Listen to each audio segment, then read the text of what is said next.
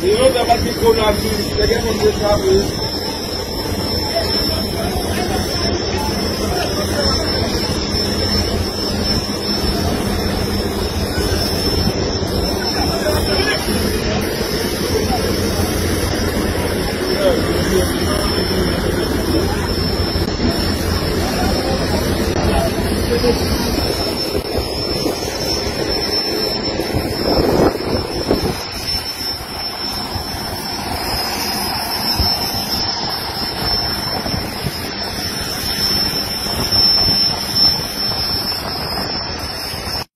Recevoir aujourd'hui à l'aéroport au Cap Haïtien 180 compatriotes haïtiens qui sont rapatriés au Cap.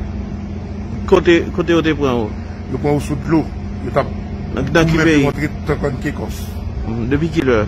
Depuis lundi. Lorsqu'on finit recevoir, qui ça doit le faire avec eux? Nous avons santé publique qui a fait des tests médicaux et ONM a pris en charge.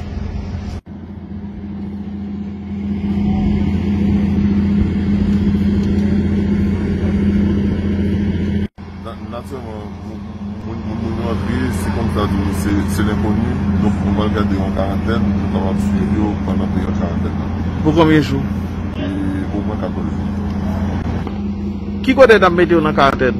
Bon, exceptionnellement, bon, il faut faire avec le gouvernement et ONM pour avoir loué un hôtel en dehors de la ville pour avoir garder en quarantaine.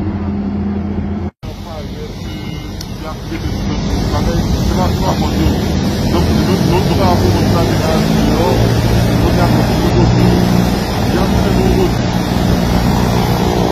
il y a un bon côté, on va continuer à venir on va ouvrir la caille. Et nous avons un groupe de sécurité. Mais pour nous comprendre, de nous donner de